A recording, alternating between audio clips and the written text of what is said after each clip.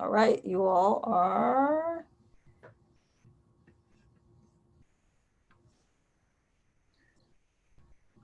Hello, welcome to our live streaming event. My name is Kevin Hinsey, and I am one of the panelists and pseudo moderator for this evening. To start off, I'd like to say that in an effort to center discussions about race and racism, Dr. Janet, what was that, Miriam? I was saying, hold on, you all are, and then I was just making sure that you're actually streaming currently. There you go. Are we streaming? Yes. Awesome. Welcome, everyone. We're back. So in an effort to continue to center discussions about race and racism, Janet E. Helms' Institute for the Study and Promotion of Race and Culture at Boston College asked some of its white identified alumni and friends to discuss our own white racial identity development and journey towards increased awareness of race, whiteness, and anti-racism. As I noted earlier, my name is Kevin Hinsey, and I'm a proud alumni of ISPRC. And I'm glad to be here this evening. I'm joined by three other panelists who will introduce themselves momentarily. And we also might be joined by a fourth surprise panelist. And when she joins, she will be put on the spot and asked to introduce herself, which I'm sure will bring her much joy. And so I'd like to hand it off to Jenny to introduce yourself. Yeah, I'm Jenny Grossman. Glad to be here tonight, and I'm a BC Counseling Psych alum. Great. Now I'd also like to hand it over to Lori. Hi, my name is Laurie Cassidy, and I am a friend of the Institute and very happy to be here. Great. And Ryan. Everyone, I'm Ryan Sappington. I'm a PhD candidate at the University of Maryland. Wonderful. Well, I'd actually like, in preparing for this evening, the group of us were able to get together and have some conversations, which we're going to be sharing with you this evening. But to sort of get us started, I'd like to actually hand it back to Lori, who can help us get centered in an important way. Well, for all of us, we've had things that we've been doing before we got onto this conversation. So let's just take a minute to take a breath.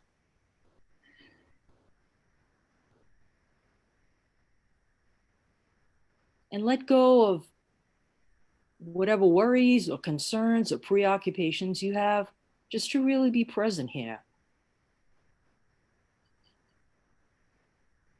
Ryan. So in line with that, we wanted to start by acknowledging that conversations like this among white folks, it brings up emotion, right? We want to encourage and invite those who are tuning in to pay attention to that emotion, to be curious about it, to notice it, to even lean into it, right? The discomfort and the anxiety. And really to be gentle with ourselves. And one of the things that Lori just had us do is bringing our attention and our awareness to our bodies. And we spoke before this event and talked about the importance of that. And especially in the context of white folks talking about race and how often we try to intellectualize that conversation. And we really want to notice how this is showing up in our bodies.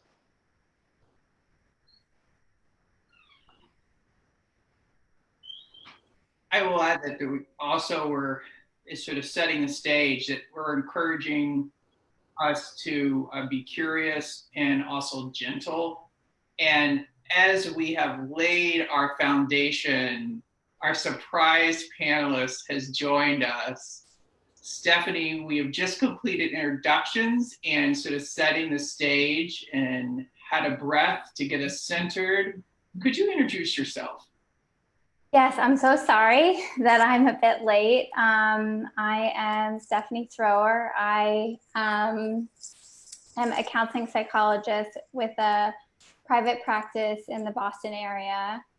and my practice focuses on the intersection of entering into parenthood and career. Wonderful. And Stephanie is also an ISPRC alum. So, you know, as we were, one of the things that has always impressed me about Dr. Helms is that she has a way of asking really poignant questions. And one of my favorite questions of hers is this, and I'd encourage us to think about it as well. When did you learn that race was a thing?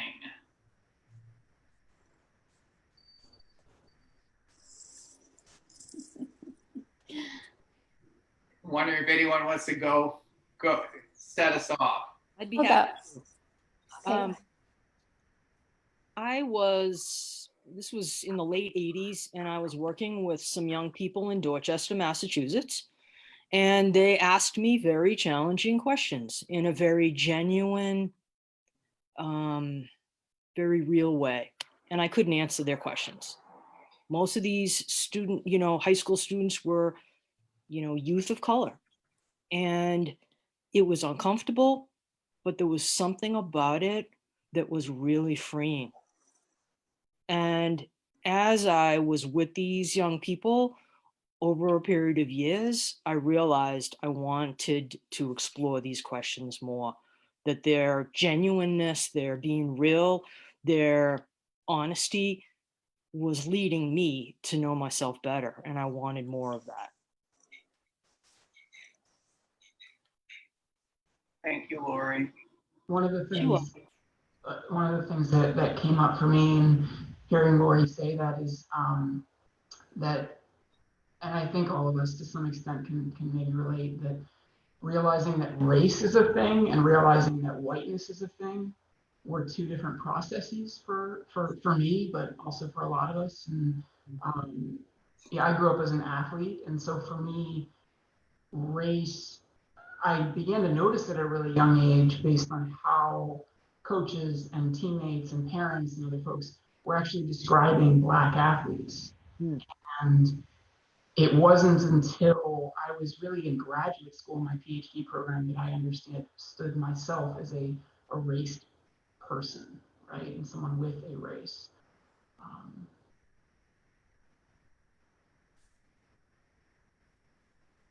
I think that I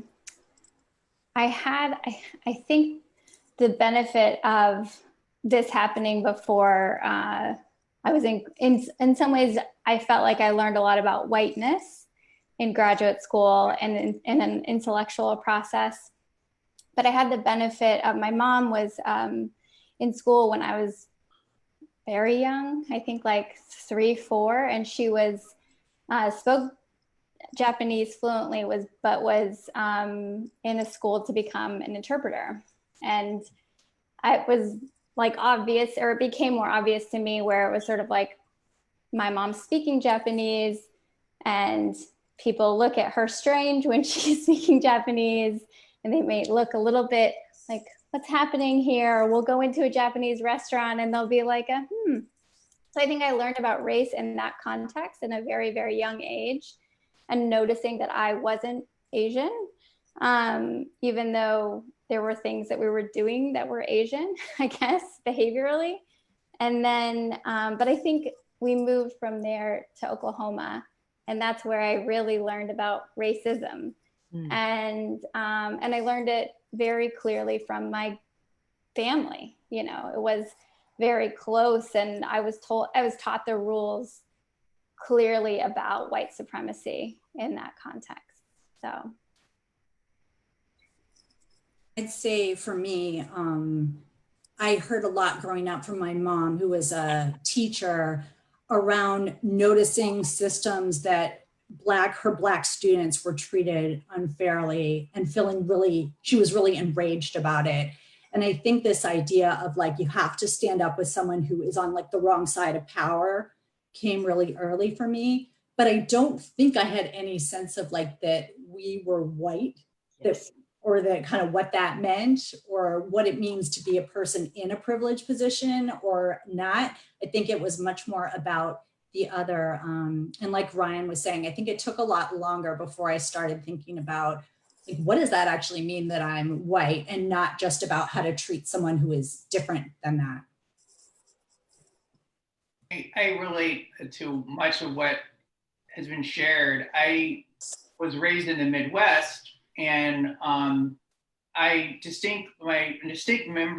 have a distinct memory of the first time I realized that people of color existed in large numbers, which sounds like a totally absurd statement to make. But I was in a marching band, high school marching band, and I might have been a sophomore or a junior, and we were at a regional competition which drew bands from all over. And there was a marching band that was performing from my city. And the majority of the members were Black identified or appeared to be Black or other people of color. And I remember turning to my mother and I said, Mom, where, like, I'm noticing like all those people, that band, like everyone in that band is African-American. I said, where is that band from? And she's like, oh, it's from our town. She goes, it's just on the other side of the tracks. And it was just this really like, where have I been, you know? And so that's when I realized really that race was a thing beyond like a sprinkling of the few people of color that were in my high school. And similar to what's been shared, it was much later in graduate school that I was able to start having an appreciation of whiteness and privilege. You know, and it's sort of, I know one of the hard parts about whiteness is that there's no language for it. There is, right? And hopefully we are going to be talking about whiteness, but part of that developmental process is finding a language, and there was really no language for it. And I guess I'm curious to hear, and I'm happy to share my own experience too, but I'm curious to hear more from any of you about your own journey and the exploration of whiteness.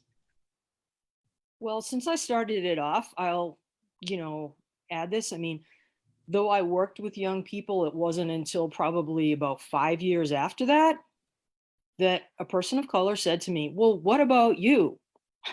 What about your whiteness? And I was like, blah, blah, blah, blah, blah, blah. Like I had no idea what to say back. Talk about not having a language, but I remember the moment when it was asked to me. And it was like, after that, I could never go back. Because now all of a sudden my race was the problem. It wasn't as though racism is out there. All of a sudden it was about my identity. And so I was on a search to explore that and find out ways of unpacking that.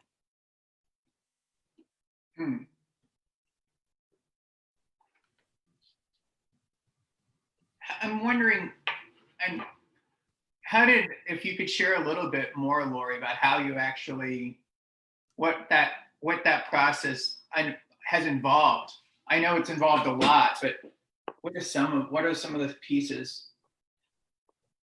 Well, boy, it is. It's a huge question. I'm so grateful to the woman who asked me the question, because I remember where I was. I was in Harvard Square having lunch. And my friend Betsy Hasegawa said, but Laurie, what about your whiteness? And again, like I seriously didn't have anything to say back. I really couldn't answer the question. But the question was such a gift because it set me on a journey that I'm still on, Right. which is to say, I began to look around to take responsibility for the question, and exploring it. This was in the 90s, so there wasn't as much literature, as there is now.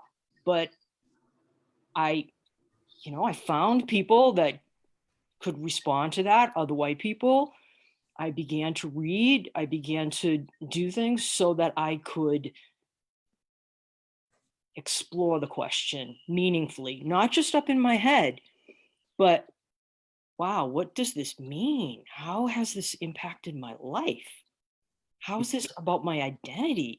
Yeah. I think that's the key thing for me, is the journey has been about trying to have this be a real embodied experience, not just reading books and being able to talk about it.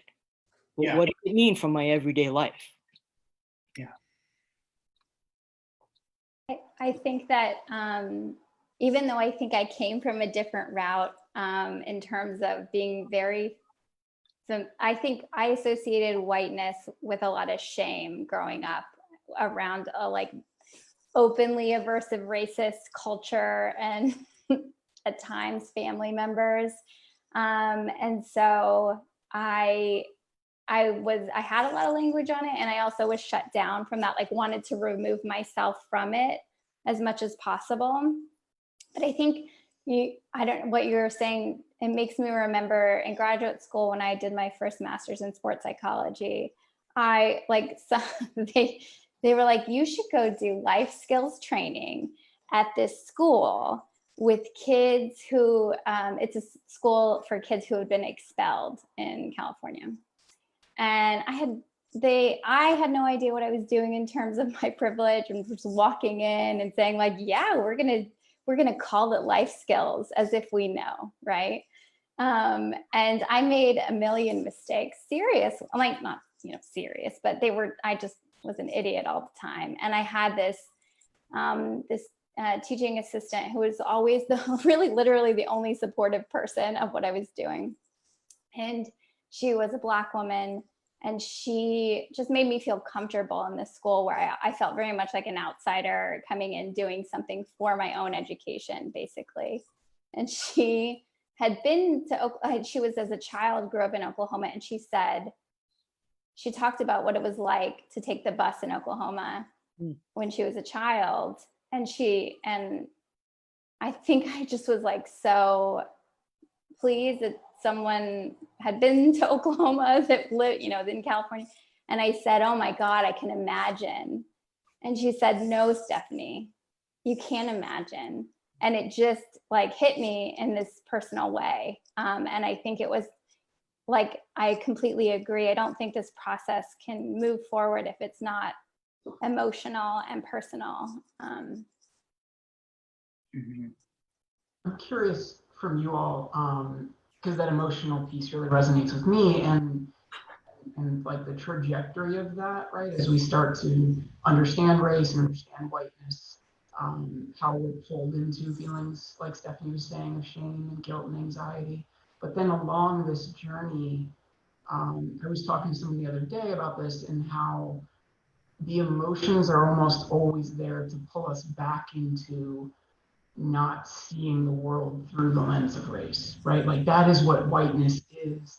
And I remember, my supervisor, mentor, Dr. Carlton Green, he said that whiteness doesn't want to be named, it doesn't want to be talked about. And so for me, the emotions of this along the way some of them have been helpful and productive, but a lot of them have been wanting to pull me back into a place of not seeing the world the way it is, right? I'm curious if you all can relate to that in any way. And can I insert just, Ryan, there's a couple of comments that your sound, people are trying to hear you. Sometimes it's so if you, the closer you are, I think the better it is, but some of our audience saying they'd like to hear. Thank you. Mm-hmm. And to the audience who is listening, if you have, feel free to use the chat to introduce yourself, say where you're from, and engage in discussion. But Ryan, your point about these emotions that can draw us back, like the journey is nonlinear. I think that's been something that's been hugely humbling for me as someone who, in terms of my own journey of whiteness and white racial identity development, I had the absolute privilege to go through that process through the Institute of the Study and Promotion of Race and Culture with Dr. Helms and other graduate students. And that was in some ways, a very safe place to go through that process. And Dr. Helms had warned that the Institute in many ways was a bastion. She didn't probably use that word, but that was mine. You know, this bastion of challenge, but also like cultivating racial identity development, my own white racial identity development. And that was important at the time because it helped sustain me. And then when I graduated, it's like moving into this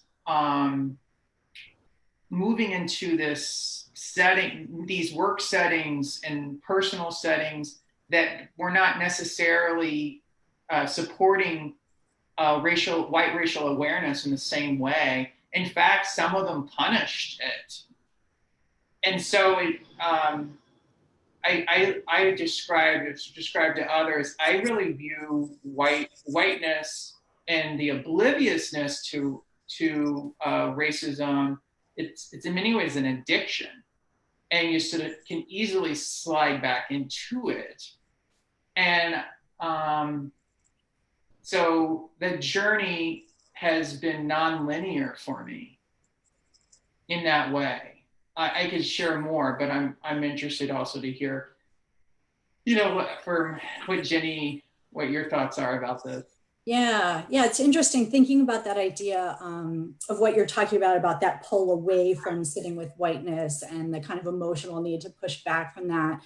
And I think for me, it was college really realizing like how much whiteness is sort of a choice, how much we sit with race when that isn't often true for people of color, and thinking about, you know, there were some racial issues going on and some racial targeting when I was in college. And this question mostly coming from like friends of color, it was sort of, they didn't ask the question, but I guess the question I felt sort of under the surface was, are you going to step in? Like, you don't have to, you can just move along your way. And it's like, where are you going to place yourself? And I think that piece was where I started thinking about whiteness and how much we don't have to sit with it. And what does it mean to take that step into whiteness and into actually facing issues around, you know, systemic issues around whiteness and inequity. And I think it's only been much later. And I see a question here coming around like, around kind of how much has your development of whiteness come from people of color and how much are you doing it with white people? And I think for me, white people was like a very recent stage in my life. We're just in the last like 5-10 years starting to find those white people. So it's like, no, this is not about your friends of color, you know, and just trying to be there for them or educate them or have them educate me, you know, but it's around like, who can you bumble through this with who's struggling with these same issues of privilege, and kind of seeking out those resources and making them part of my community. So I have those white people to have those awkward, uncomfortable conversations with, where we're kind of stewing in it together. Yeah, and white people that I can be accountable to, who will say, come on, Laurie. Yeah. Seriously? You know, like that is very important for me, you know, and can not only share the struggle, but, and I don't mean call me out, because I think that can have a negative connotation that isn't about continuing the journey. It can be shutting you down. Right. It's, you know, friends who love me enough to really say, come on, La, you know, stay awake, please. I need you. Right. Lori, I've heard recently this phrase of call you in, right? Yeah, Like and this is not original to me. Please don't believe it is. It's something I've heard a number of other people say, but the importance of having a community of white folks that are able to hold each other and call one another into the ongoing consciousness. And I'm so grateful for this question from the Facebook chat, because I was in my own story, but also just hearing all of our stories, if I heard them correctly, part of our recognition of whiteness was in reference to a person of color who cared. Mm-hmm. And that is the emotional burden, uncompensated, emotional burden that Black, Indigenous people of color carry. And it, what that is a gift, but it is, I think one of the realizations I have as someone who's been given that gift is that I need to be able to give it to other white people. Mm-hmm. That it's not simply like, well, thank you for this gift, and I'm just comfortable with this, but I have to try to find ways of giving that gift to other white people. And that is the hard part. That is one of the harder parts, because it's a gift that I have found, at least in my life, that many of the white people, even some of whom I care about, are not as interested in the gift. You don't want the gift. I was trying to be really nice. They don't want that gift. You don't want the gift. They want to return that gift to sender. They are not interested in that gift. So let me just read the question for folks both on the panel and others who are listening. The question was, some of you, as Kevin indicated, some of you have indicated being propelled in your development by other people of color. In what ways have other white people advanced your learning about whiteness or race, if at all? So that's what Kevin is currently responding to. I'd like to just offer something to see if other panelists can relate to this. I have to say that I am from the East Coast and had the opportunity to work in different places and meet different kinds of white people, some of whom I think I've been socialized not to like, to judge. And being in situations where I'm with people who are white that are different from my whiteness has propelled me, because it made me realize whiteness is not monolithic, and that we have our own hierarchy within whiteness. And for me, believe it or not, like, coming to love other white people and have compassion around this has been a key element of my growth, because I think I was socialized to judge other white people as part of our hierarchy. And that was very important to my growth, to see that and to realize that I had other choices. Lori, can you speak to the hierarchy that you're describing? Is that around racial consciousness or class? Oh man, it's about so many different things. As a person from New England, I think that I grew up thinking New England, and Boston in particular, was the hub of the universe. And, I don't know, Jenny, if you can relate to this, but believe it or not, like I actually got feedback from people in other parts of the country about Boston white people. Yeah. And it was so eye-opening for me in terms of, oh, this is a specific element of my white socialization. Oh my goodness, this is part of it too, how I relate to other white people. And so that, that part of it has been extremely instructive for me. And it has helped me to see it isn't only about people of color, it's about us. It brings up another thing for me, in that along the way in this process, I think it's also very tempting to position ourselves as good white people, right? Yes. So often, right? Like the more we learn about this, the better we're doing. Yes. And I'm noticing another question that Miriam posted here that I think is related to this is, can you talk about when you became aware of your complicity in racism? And I would need to think about that more. I don't know if I remember the exact, moment or time period when I became aware of that. But what I do know is that complicity is ongoing, right? And I think that the Yes. more I'm pulled into thinking that I'm one of the good ones and positioned over here as doing the good work, Yes. the less likely I am to be aware of that. And I mean, I'll give you a very brief example just because I think vulnerability is really important in these conversations. So I live in Baltimore, right? And I think an example of some anti-Black racism that I still notice is, recently going out for a run, right, during pandemic and noticing how I shape the trajectory of that run, right? Noticing neighborhoods and streets that I avoid subconsciously just socialized into those decision-making processes and ways of viewing the world that I try to make palatable for myself. I try to ignore, I try to avoid. And I think it relates to this idea of how we relate to other white people as well.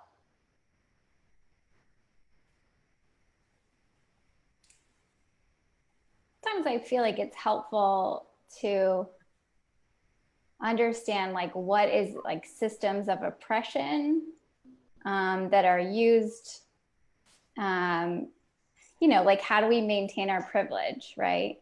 Because I think we become complicit oftentimes in saying, because I'm privileged, I'm going to use it, right? And those little moments happen. When I moved from California to here, I had really dark tinting on my car. It was illegal. It's a fun thing to deal with. And I went to the shop nearby. He was like, "This is illegal. You need to take it off." I didn't like want to do it. I knew, and part of my decision at this point was I can do the right thing, or I can go over to Newton and I can get my car inspected and approved. And I probably will because I'm a white woman.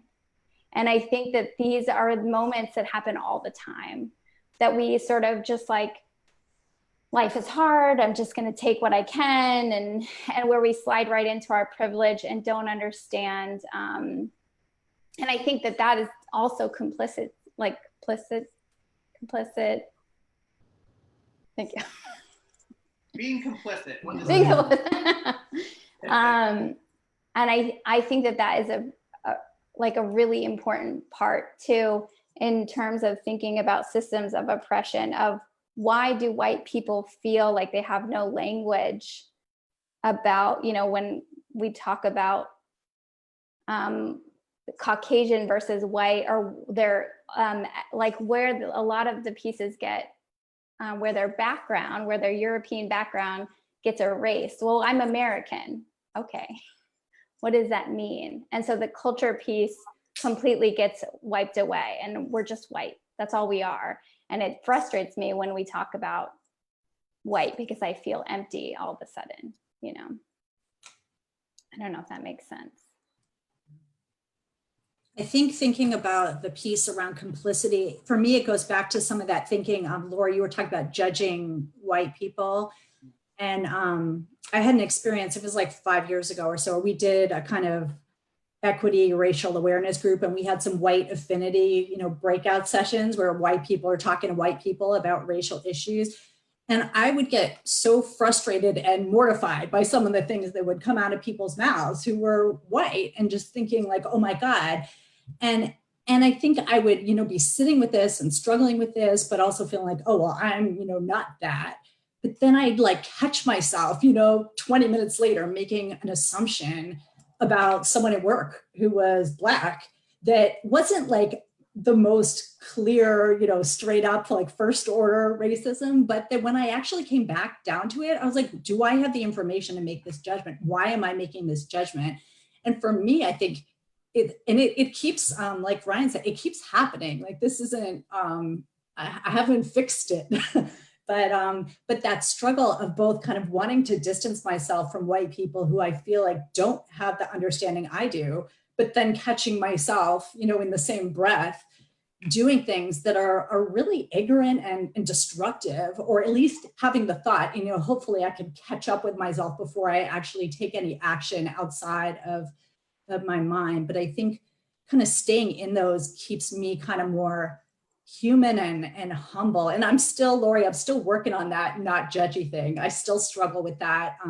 I judge myself, but I do judge other white people too, and trying to find ways to, like Kevin said, be kind of gentle with myself, but also with other people, you know? And it's like, if you have the guts to be in this process, that's awesome. And we got to support each other to do this work in whatever kind of small steps we can take.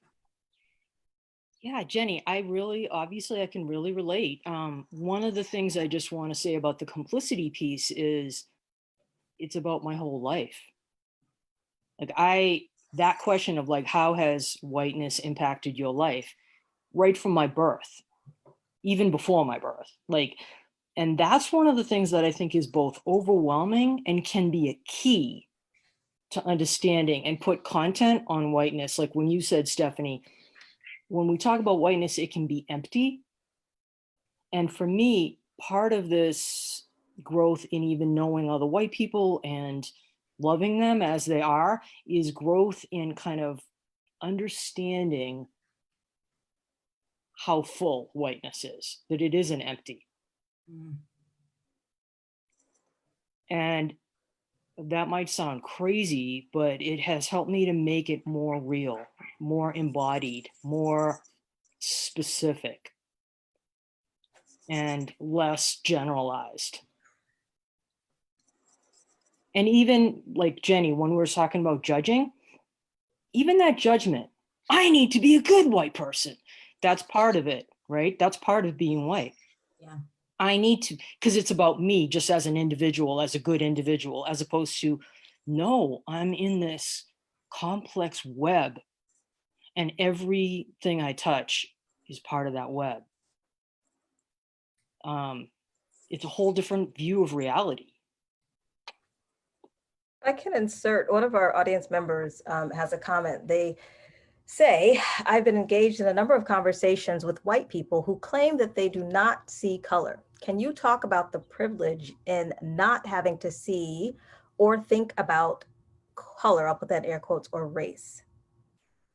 And there's another question. Respond to that maybe. Yeah, I'm happy to start on that.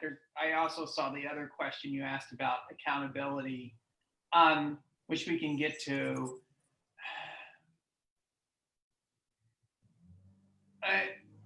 There's been a lot written about the problem with the colorblind perspective. And surely one of the problems with it is it maintains white supremacy. And it does it in a number of ways. Because if you're able to, if as a white person, if you're able to look at a Black, Indigenous person of color, and you can say to them, well, I don't see your race, I just see you as a person. What you are saying is, I don't see racism. That's what I've learned, is that I don't see racism. Now, I get it that we are working to move and cultivate anti-racist identities and anti-racist reality. But until that reality is widespread, it is essential to see race. Because if, as a white person, if there is a conscious choice to not see race, you are essentially negating the identity and experience, and importantly, the experiences of racism that people of color live with every single day. And I have seen so many, I've heard from, so many white people who say, well, seeing race as the problem. If you're not allowing yourself to see race, you surely are not seeing your own race. And I see that comment in all caps. It is essential for white people to see themselves as also having a race. Amen. Right? Yes. Hallelujah. That is absolutely the truth. And that's part of how colorblindness works as well, right? Because if I don't have to see your race, I don't have to see my race.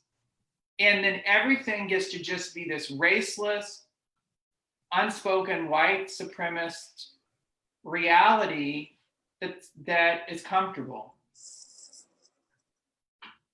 And I think that's part of like what whiteness is. When we think about whiteness as like power, because I think that's what the way we need to think about it, right? Not just privilege, but power.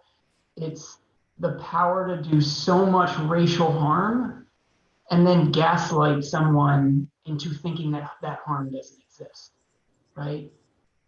To make someone actually question their reality, to erase someone's racial identity and racialized experiences. And that is the power in whiteness that needs to be challenged. And I think when someone says to me, I don't see color, or I don't believe racism still exists, I feel like in my mind, I know they're holding so many cognitive and emotional schemas that are horrifically racist. Like, I don't want to know what their definition of racist is because of what they're saying. And I mean, maybe I do, maybe, it depends on my position with them in life. But I think that easily defines like where they're at racially when they're saying that to you. It's tricky because I think that when people say that, there's so many assumptions underneath, just like you're saying, Stephanie. And I think one of the assumptions is I'm a good person. Yeah. And I see you like me, right? Oh my gosh, you're like me. Yeah. Okay. Now, one thing that I think is tricky about that is just the fact that you're not acknowledging that, like, in my head, I am now not even seeing that I have the norm of what it should be. Yeah. What do I mean by that? Like, I had someone actually say to me, do you know that I don't think like you do? And that sounds crazy that someone would say that, but I needed to hear it, because I thought, oh my God, you're human. You think like me. Well, no, I am human, but I don't think like you. Yeah. And I think that part of the colorblind thing is it doesn't take into account the norming that we are doing. We can't even see that we create the norm. Yeah. White people create the norm. Correct. Yeah. And we can't see it. We have a worldview. Right. I wonder. I'm sorry, Jenny, go ahead. Go ahead, and then I wonder about coming back to that question about what are we doing to be accountable to people of color that have aided in our anti-racist development, opened up these access routes. I think it's a great question. And I think it comes back to some of the conversation we had earlier this week around kind of what is the way to be like a good white person, or is there a way, and kind of how do we do that in our lives? And I think for me, I think there's a lot around feeling like there is one way, or this is the what you're supposed to do. Like if you're not out marching tomorrow, then you are not a good white person. And it is like black and white, so to speak, in terms of how to engage with this and how to kind of pay some of that debt that we owe, both for kind of the way we were born, but also through the people of color who have taken the time and the caring to have those conversations. And I think for me, a lot of it is exploring, like, I'm an introvert. I love to just sit by myself. I get overwhelmed when I'm with big groups of people. And so for me, maybe the march is not the answer, but what are the connections? What are the things I have in my life where I can take a step in questioning myself, in talking to another white person? For me, I don't even know if we're going to get to this tonight, but I have a 10-year-old kid in a predominantly white upper middle class school. how can I engage other white parents in that school so that we're teaching our kids a little bit differently and to be more aware of whiteness than, you know, we were when we were kids. Thinking about at work, is there a place I can step in? Do I have a skill where I can do something to support anti-racist work in a useful way behind the scenes? You know, I don't have to be the leader of something, and maybe it's important for me not to. So I think it's going to be different for all of us, but looking at those ways of, you know, when I wake up this morning, what can I do to be accountable today? The other thing I would add to that, Jenny, and I think we talked about this on, you know, the call last week and kind of brainstorming this and this event. We need to learn how to apologize, like in the moment by moment apologies. I think about what you just said and how as white folks, we often want rules, right? We often want a list of things to do or not do and ways to be anti-racist.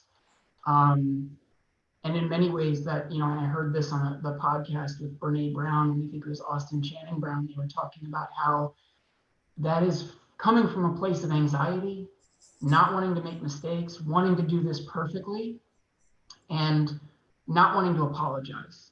And I think when we mess up, we need to be in the vulnerability of showing accountability and apologizing for what we did. I agree. I think that is an important step of accountability, is being able to apologize and not expect if we're making an apology to Black or Indigenous person of color, that we're not expecting them to take care of us afterwards and reassuring us that we're good people. Because I think that's sometimes the implicit, if not explicit, message is I can't handle this guilt that I have about making a mistake, which actually, might be shame. And I need you to tell me I'm a good person in order to believe it. And I think that part of the accountability is developing the skills and the language to be able to acknowledge mistakes and not then lean on people of color to take care of me. Another step of accountability outside of Facebook Live events, I work in a major hospital system. I'm also a faculty member at Regis College in Weston, Massachusetts. And in the hospital system I work in,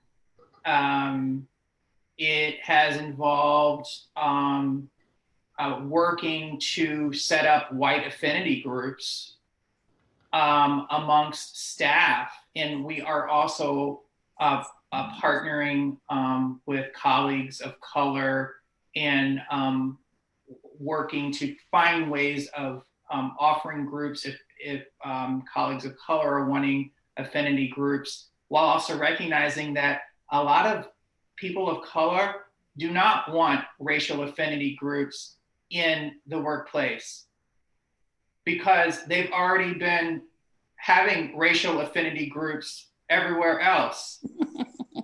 And so let's please not expect that just because white people are coming to some feelings and awarenesses that it's time for everyone to have mandatory affinity groups.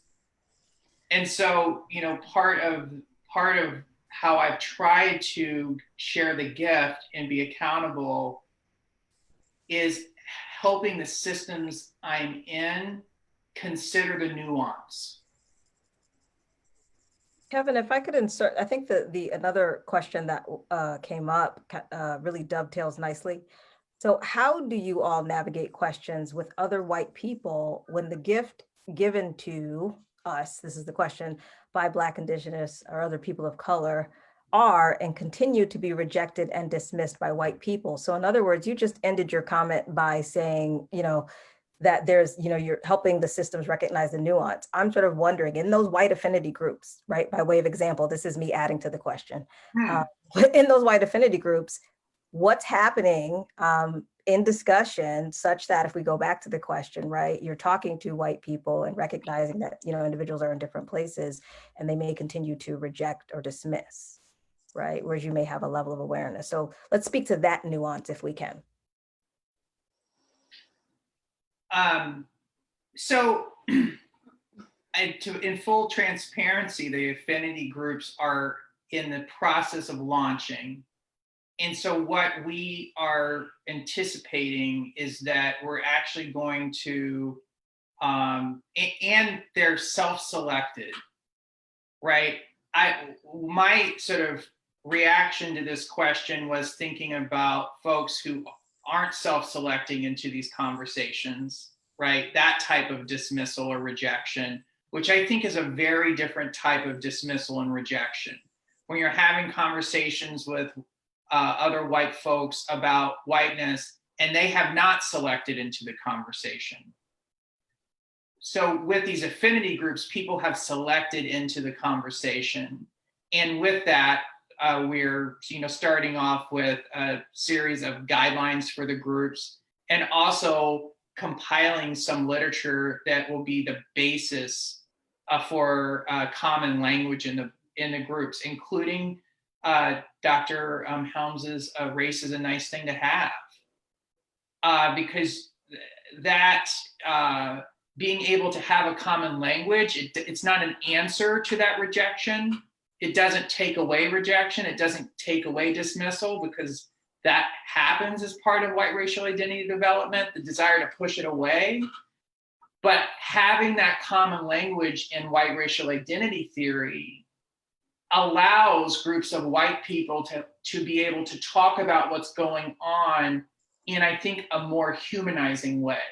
Can I jump in there, Kevin? Because the group that I was part of at work, it was a SEED group. It stands for, I'm just looking, Seeking Educational Equity and Diversity, which was a really useful group for me. But part of what they did that I felt like helped kind of pull away from just that like hostility or kind of fighting against something was kind of what like Lori and Ryan were doing with us at the beginning, is kind of reconnecting with something from your own experience. And so like if we're in our work, we were mostly white women. So it's like, think about a moment that you experienced where someone treated you badly because of your gender, for example, or think of something that you can connect to where you were maybe on the downside of power or the downside of an experience, and remember what that was like for you. You know, think about when you were 5 and something happened to you, and finding ways, I think, to step back from that, I'm right, you're wrong, or this is the answer, no, it's not, and kind of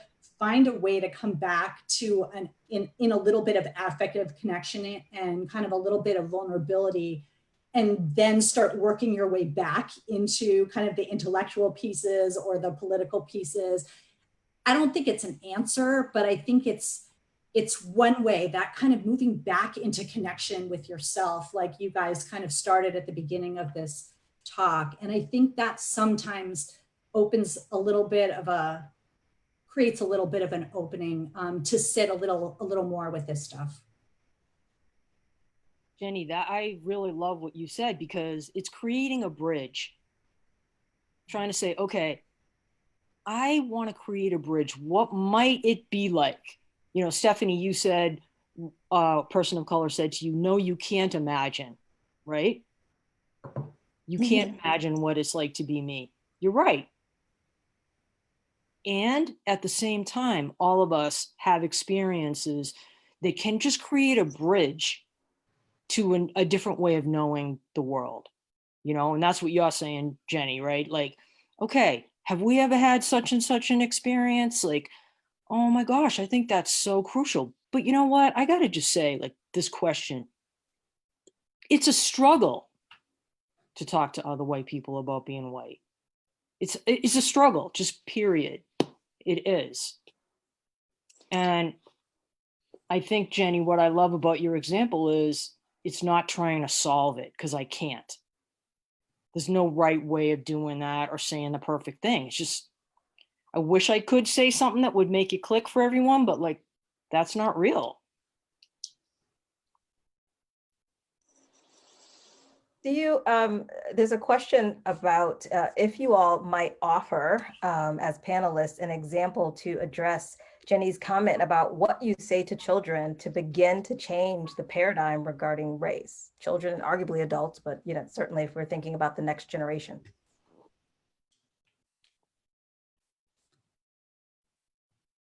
I'll just jump in to start off there because I love this question. I love hearing these conversations. A lot of the work that I do in my professional life is around sex education and talking to kids about sex.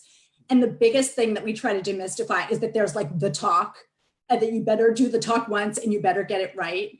And I think for me with my son, it's been all about just like raising the question, you know, if something happens in school, if something happens at work, what's the dinner table conversation? Sometimes my son's going to tune it out. Sometimes he's like, what are you talking about? What does that mean? But just being present with it myself and saying, oh, what do you think about that? Or I'm doing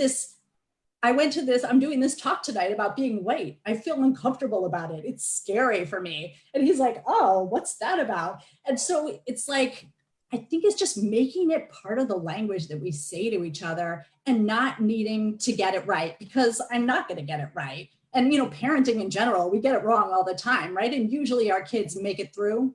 So for me, I feel like early and often, just whatever's going on, bring it up. Sometimes it'll go nowhere. Sometimes, you know, you might have a moment and then the next time they're a little more likely to engage with you around it.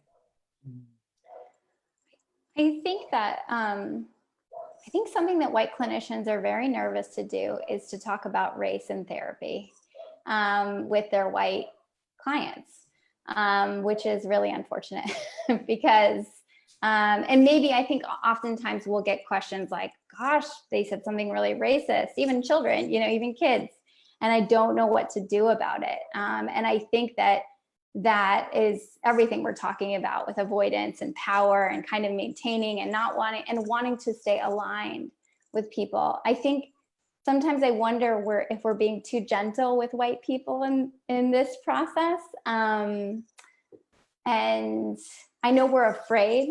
We've seen our peers who started like going down the whiteness journey and then they've exited. It's gotten too hard and we've seen people fall away. And I know we're afraid of that happening, but at the same time, too much gentleness feels enabling too. So I guess I'm kind of going on a tangent, but I think with, in a clinical setting, it feels like with kids to ask more questions, to repeat exactly what they say. What do you mean by that? And it doesn't even just have to be a clinical setting to do it.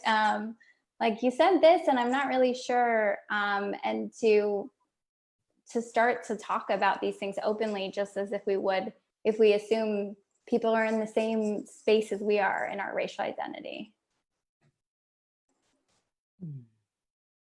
I'll also add, I'm not a parent, right? So can't speak from that place of expertise.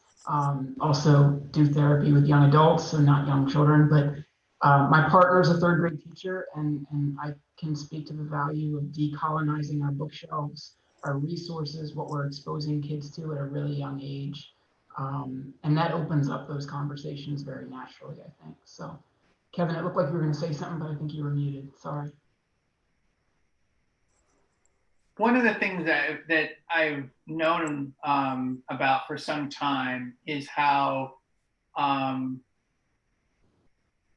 parents of color, possibly particularly Black parents, because we live in this white supremacist world, and we think about America in particular, have to have this conversation with their children very intentionally and proactively, just as a matter of safety. And it seems to me that it's about time that white parents and teachers have a similar sort of intentional conversation with white youth. And the conversation obviously is going to be a little different. But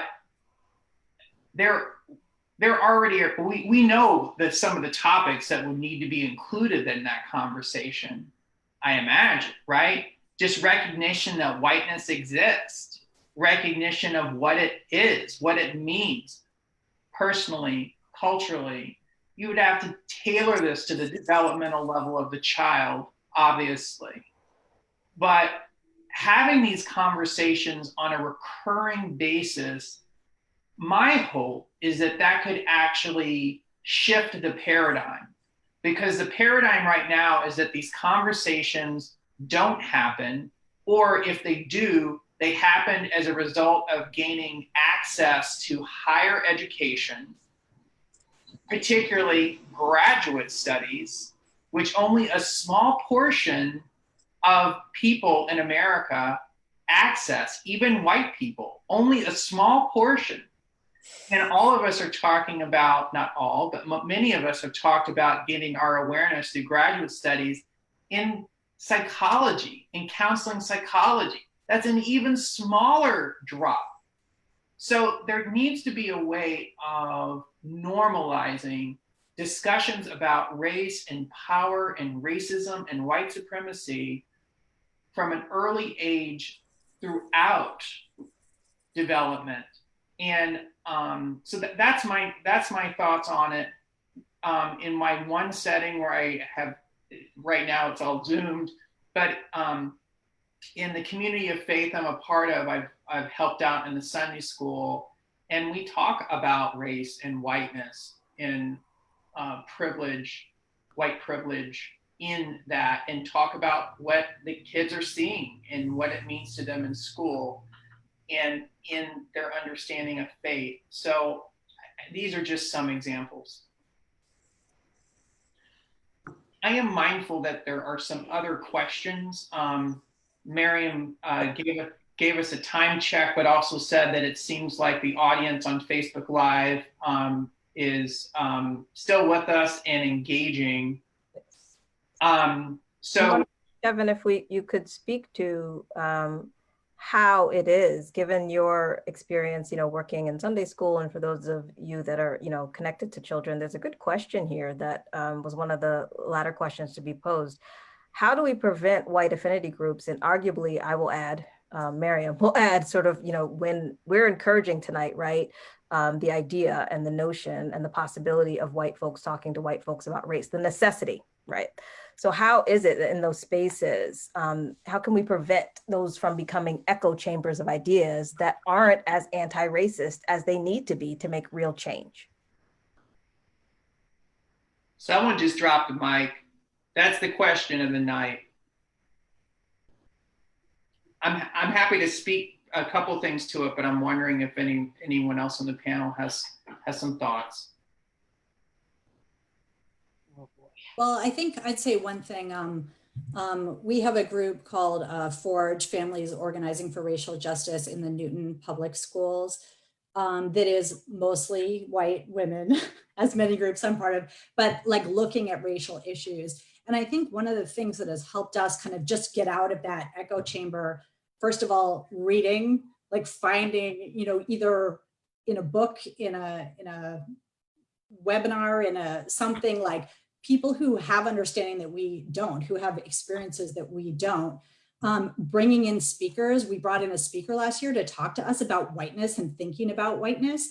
And even though I've been thinking about it for a while, there are these things that just stay with you. And I was able to, oh, let me look at this in a different way. So I think it's like, if you find your group is just like echoing the same things, it's like, how do you get out of your group? We have so much access to so many things, whether it's in real life on a Zoom call, in a book. So I think just kind of that, keep pushing and bring in other resources if we don't have them internally. I think about how power is important, like thinking about your position of power and the kind of change you can make might be relevant to this, because I think the echo chamber can happen oftentimes. There's like assumed sameness in people's racial identity, which can't be possible, like in where they're at in their development, but also, and I think like not thinking about how to tap into where they have power to make change. because I think that is what often is missing. You know, we can sit and we can talk and we can like bitch and complain and worry and fear, but we don't take those steps to advocate on behalf of people who need it, in the power that we actually have. You know, can we take the extra time to go talk to the psychiatrist or to go try to change this policy or do this or that, to make sure that actual change is happening. And sometimes that is missed in those groups. I also think about, you know, something that I think I saw Dr. Helms talking about on a recent call is the sort of 3 levels or 3 forms of racism, right? Like individual, I think interpersonal, and systemic or institutional. And I think that we need to be doing work in each of those domains. And as soon as one of those becomes comfortable, it means we're settling into a place that is, you know, to use the question, isn't as anti-racist as it needs to be to make real change. And so I think really challenging ourselves into discomfort in each of those arenas, whether it's, like Stephanie said, policy or advocacy work, or among our friends and family, those really, really difficult moments and challenging conversations that we go silent in, and then the inner work as well. I will add, Ryan, that Dr. Helms retrieved those domains from Dr. James Jones, and she's always very, very good about recognizing his contributions to the work. What you said, but also Jenny, Lori, Stephanie, what we've been talking about in terms of the echo chambers and ways of sort of counteracting that, I relate to. I guess the other thing I'll add is that affinity groups, it's important to think about what's the accountability in the group and what's the purpose. Is the purpose, is it for personal development and education? Okay. Is it for personal development, education, and then action? And I think the latter type of affinity groups are going to start approximating the type of anti-racist action that's needed. What's the action? Dr. Carlton Green, who I follow on his social media platforms, recently posted some content that I think was reposted, but it asked a question about, I challenged white folks to not give up, to not basically sign off because it's getting old. And there was like a bingo board in the image, and you were encouraged to put an X through the things that you have done, you know, in the past 2 to 3 weeks that are actionable. And some of the bingo board items were, you know, had an uncomfortable conversation about race with another white person. You know, raised a concern in your workplace about racial equity, and, you know, to like be centering conversations and actions through a racialized lens. And I think that this is such a good question, because that oftentimes is, in my experience, how the good white liberal gets developed, is going through an experience of white racial identity development that feels good because of the increased knowledge that you have, or I have, and also the capacity to interact civilly with Black, Indigenous, and other people of color, and have relationships. But then when it comes to interactions with other white folks that are in different places, that's where it starts breaking down. So the interactions with myself, okay. Interactions with other white folks that are also on the journey, great. But when it comes to interacting and having actions that are calling people in, to sort of go back to the beginning of something, Lori, you were mentioning, we don't want to call people out, but how are we able to call people in? And we could have a whole additional Facebook Live event, I think, just on what that can look like, because that is one of the hardest parts of building a white anti-racist coalition just among even white people. I'm wondering if, and certainly folks can continue to respond to this question, but I think Dr. Britton Likes was who posed one of the questions that really, again, kind of nicely moves into those three domains that Ryan brought us back to with regard to racism. So thanks for centering the issue of power as the comment. I wonder if you can talk about how you see the systemic and structural dimensions of white supremacy and how your discussion of white racial identity intersects, right, with these systems. So you all have talked a little bit about, some of the, interpersonal and kind of intrapersonal experiences. But as we start thinking about, right, the challenge to the system and calling people in or out, that is another conversation to have. But I'm sort of curious if you could speak to Dr. Likes' question with regard to, let's talk about systemic and structural dimensions of white supremacy.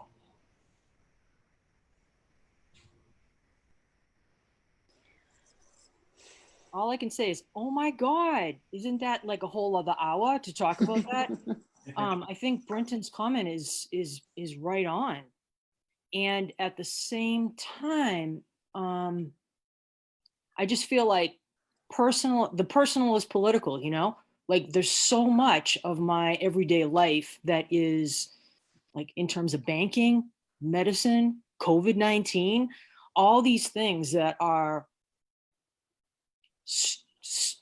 the habitus of my life, the everyday life of being a white person that is structural. So part of me wants to say, yeah, we could have a whole other conversation about that. I guess we need to be, there's a way that we need to get specific about how to enter into that so that it doesn't sound very theoretical, but people can actually understand how it impacts your everyday life. Because even though we think about this stuff very systemically, I think for a lot of people, even saying the term white supremacy can sound kind of abstract and distant, even though it's as close as my skin. So I don't know, does anybody have another way into this really key question? It's interesting because I can't say that I've thought about this intersection in very deep ways before, but it's making me realize that conversations that I've had recently map onto this question really well. So for example, I do a lot of my work in and around sports, and what's happening recently is a lot of sporting organizations are really being asked to look inward and look at their representation within those organizations in positions of leadership. And I think when that conversation starts to happen, there's a sort of whoa moment, right? There's a desire to fix it, to address it. But as the process in these conversations go along and actual difficult decisions have to be made and policies and practices have to be put in place, I think it's really interesting to take the white racial identity model and almost lay it over like a systemic process like that and see how an organization almost goes from contact to disintegration to reintegration to pseudo-independence, immersion, autonomy, and to see how it, because going back to power, I think when power gets challenged in these ways, that's when we see that movement and almost a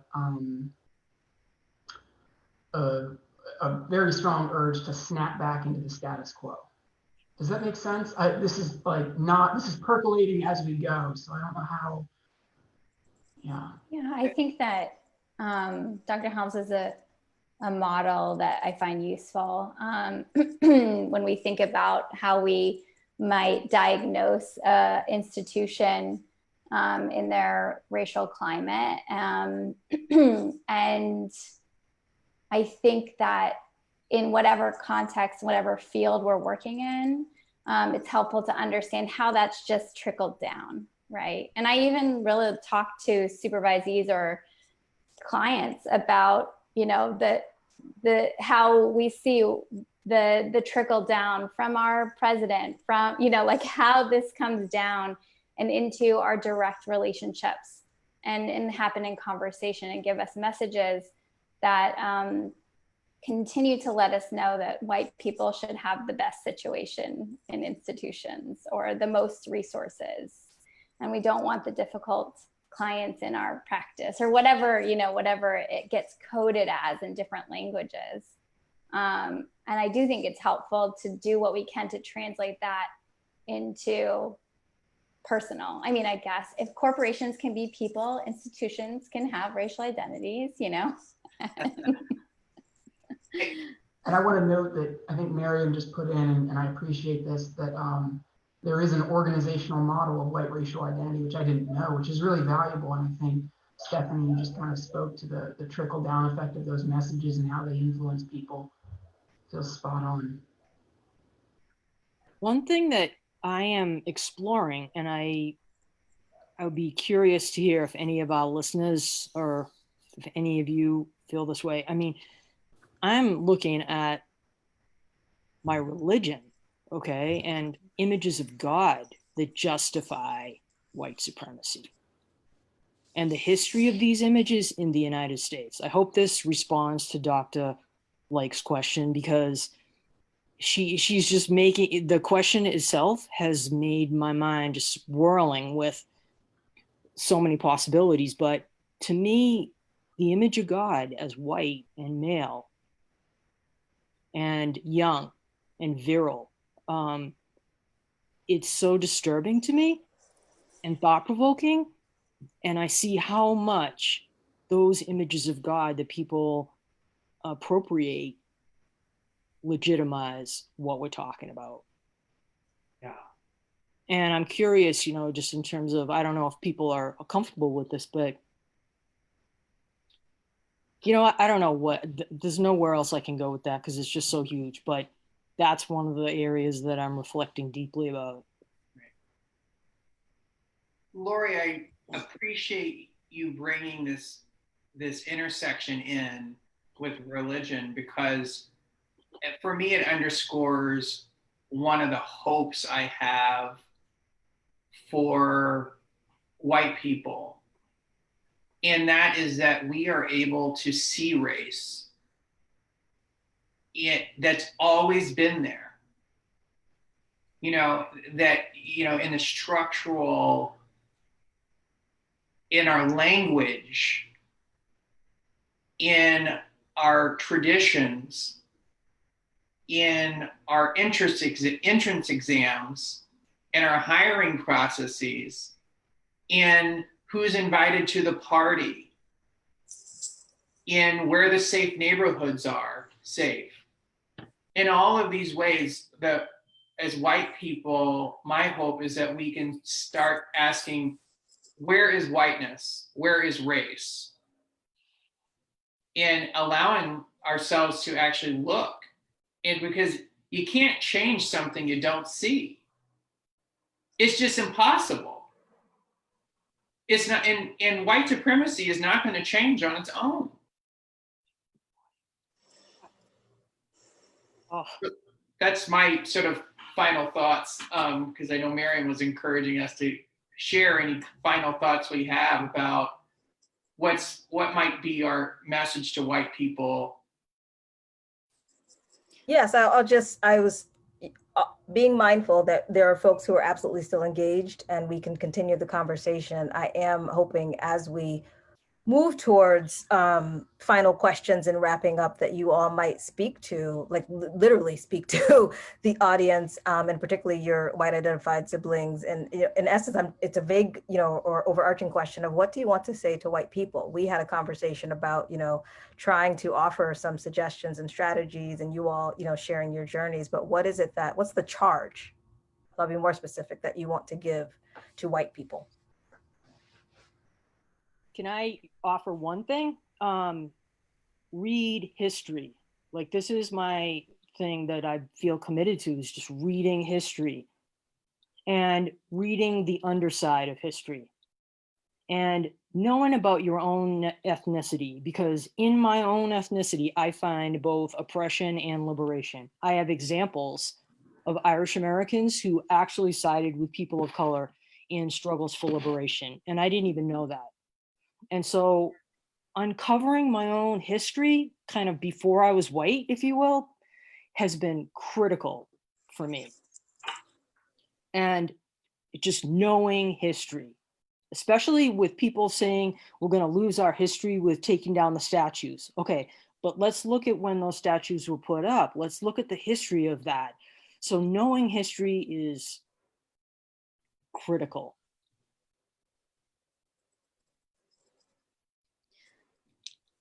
I'm trying to imagine what white person I'm talking to. Or shouting at, I guess. No, we're not supposed to do that. I think about people who, I often think about a lot of people in pseudo-independence, racial identity, where they're like the liberal, good white liberals. And I think about how important it is to know about, learn about white racial identity, how helpful it can be to take us through the process, but also how understanding where your empathy is lying. Is it with yourself? Are you so, particularly, I'm very much in the therapy world, I guess, but are you really stuck within your own feelings about racism and oppression, as opposed to the person you're sitting with? But I think we have a lot of impatience with racial identity development within ourselves. And I think that people have identified that comes from a really defensive place, and that while it might be, it is our job to stop racism as white people. I think a lot of people will rush to it and think that they know how to drive the car when they've never seen it. I don't know. Yeah. I would say my advice, I guess, would be seeking out connections and communities who care about this stuff. I feel like, at least for me in my life, it's so much easier to face hard things, and I'm so much more able to step into them when I'm in connection. I think finding a buddy, finding a mentor, finding people who are also struggling with, and particularly white people who are doing that, where, like Kevin was saying, you can be accountable to each other and engage with each other, but also like have a cup of coffee or go for a socially distant walk and talk about race, find ways to make it connected and engaging enough to keep you in the hard times. And that it's a long journey, it's a long personal journey, but we also have a whole lot of systemic work to do. So kind of stay in, take coffee breaks, and just kind of keep going.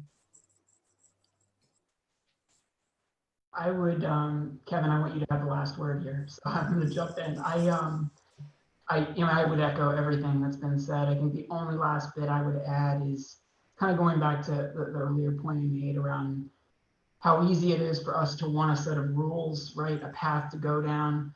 And when I started to realize that and where that was coming from, and that it was coming from a problematic place, I sort of shifted my attention to three sort of guiding, I don't know, north points, right? Think about a compass is number one, humility, number two, curiosity, and number three, vulnerability.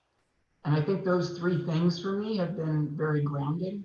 When I notice myself feeling not humble or not embodying humility, right? Any sense or version of superiority, I call myself back. When I notice myself not being curious, I need to call myself back. And when I notice myself protecting myself, and that's probably one of the biggest ones, is where I can call myself back. So those three things for me have been guiding. And I know they're not very specific action oriented, but they're a place I come back to quite a bit.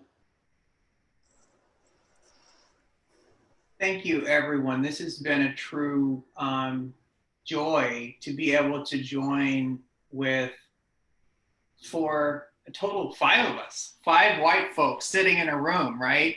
well, we're in Zoom boxes, but you know, it's been such a privilege to be able to have this conversation. And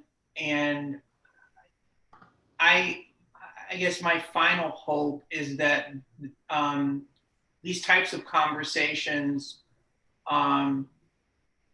continue and continue well outside of academic circles, like far from academic circles, and that we can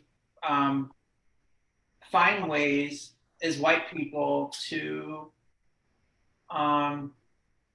normalize conversations about whiteness and anti-racist action. And there's history of this happening. It's not as if we are recreating the wheel. So it has been a true privilege and joy.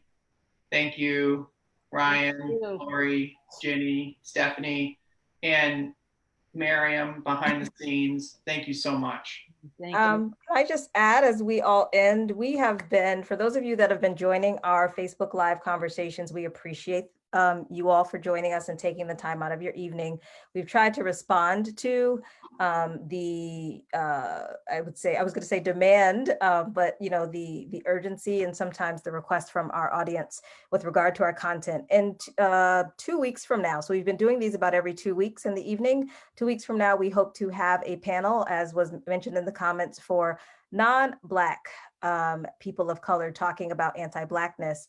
And it is my hope that we can sort of finish out this summer series by having a cross-racial dialogue as our final conversation about race. So you may see some familiar faces from our wonderful panels, but try to engage that conversation by, you know, in terms of thinking about how to model, but how we're also really engaged in the work of dismantling white supremacy and working towards anti-racism as a community. So as Kevin said, thank you for joining us this evening, and we hope that you will join us and continue to follow our page so that you can see any and all of our upcoming content. And I also want to express my sincere thanks to the panel this evening for joining and being vulnerable and sharing.